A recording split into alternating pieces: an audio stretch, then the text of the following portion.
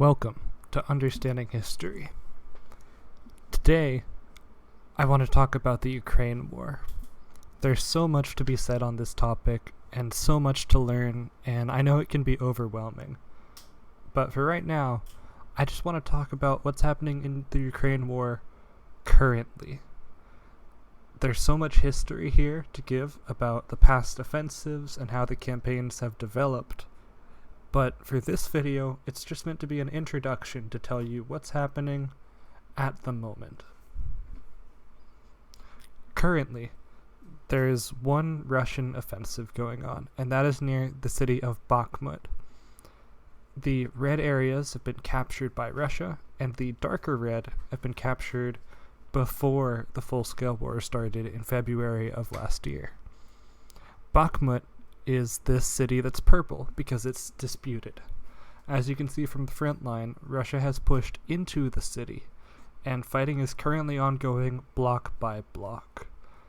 Right now, people debate the front line down to the specific street, and there's not a lot of data here, so my front lines might be a little bit more conservative. Russia probably has made slightly more progress in the south of the city than I show right now.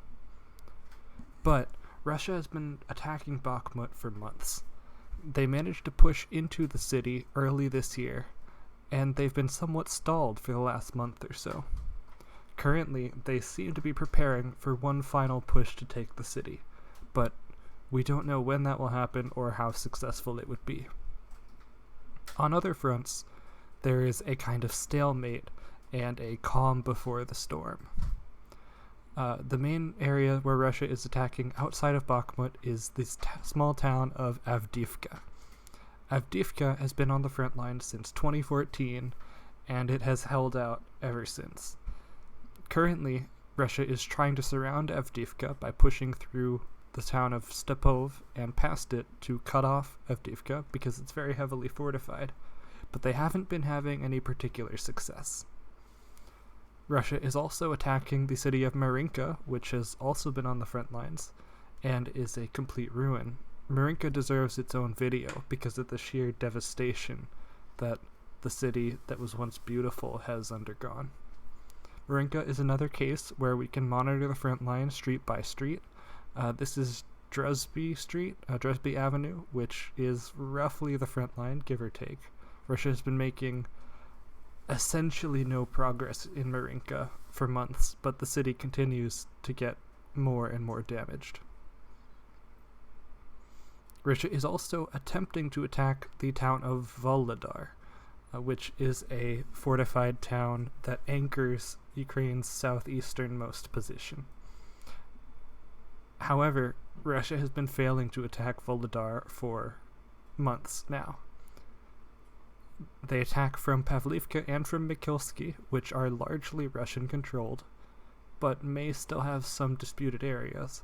But Russia has been losing hundreds of soldiers here for no real gain.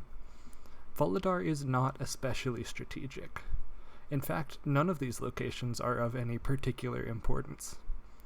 The main benefit that they would give is that capturing Volodar, Marinka, and Avdiivka would take off the pressure from the Russian-controlled city of Donetsk, which is a major industrial and transportation hub, and that would make the logistical situation easier for the Russians.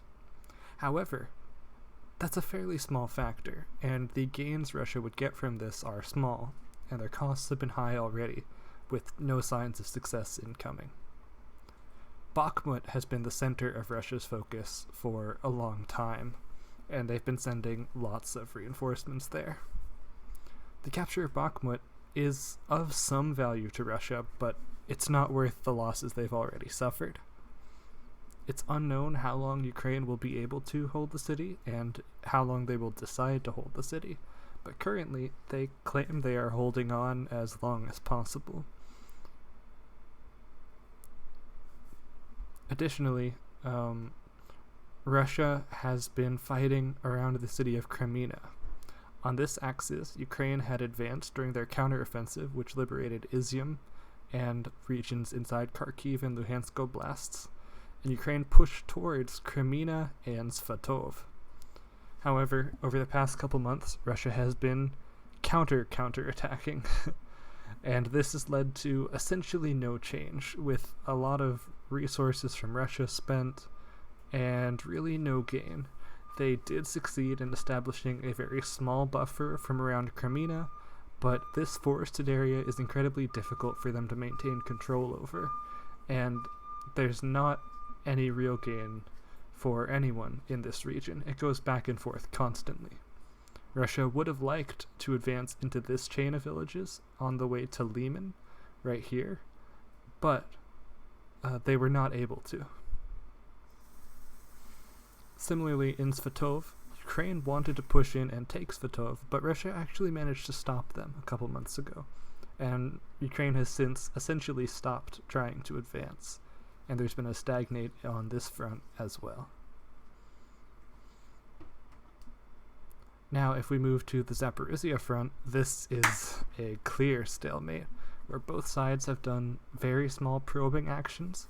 Most notably, Ukraine has probed in the direction of Polohi several times from Orikhiv and Huliapol, but there's been very little land changing hands. Zaporizhia is of note because of its vast front line and low-value terrain.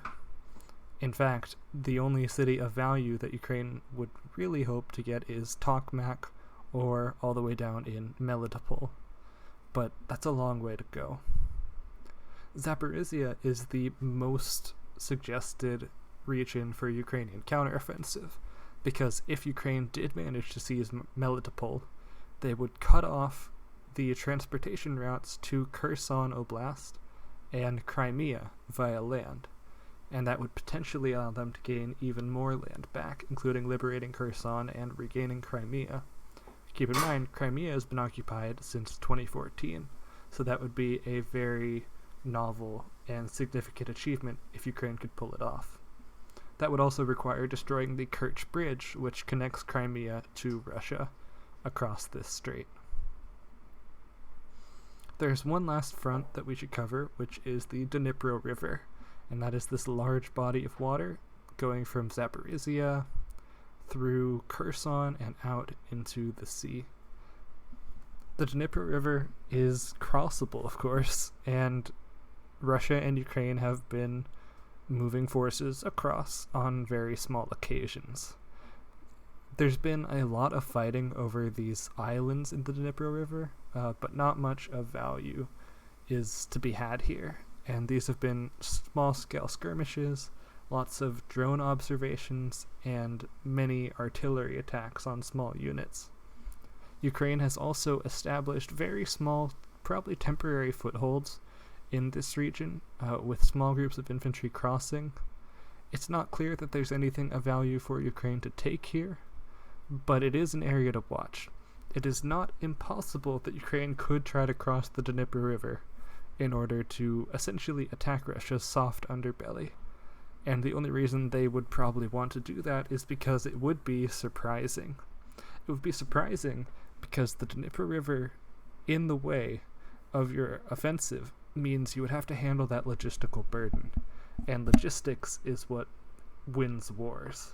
That would be setting Ukraine up for a difficult offensive, but it's not impossible, and we should watch just in case. So that's the current summary. There's not a lot going on, and it's very much the calm before the storm. I wanted to break this down because I know some people that are interested in the war, but feel overwhelmed by everything that has happened. And this video is not going to tell you everything that has happened, but it will give you an idea of everything that is happening right now, and you can go forward, hopefully, with that knowledge. That said, I always recommend learning more about the past so that you can really understand the present. And there's so much more to learn here about Russia's failed offensives on Kiev, Ukrainian counteroffensives that liberated parts of Kharkiv Oblast and Kherson, and there's just a lot of depth here that I hope we'll be able to uncover together if you stay tuned. I'll also be continuing to follow the Ukraine war and keep you posted on developments as they happen, so don't forget to subscribe, and thank you for joining us.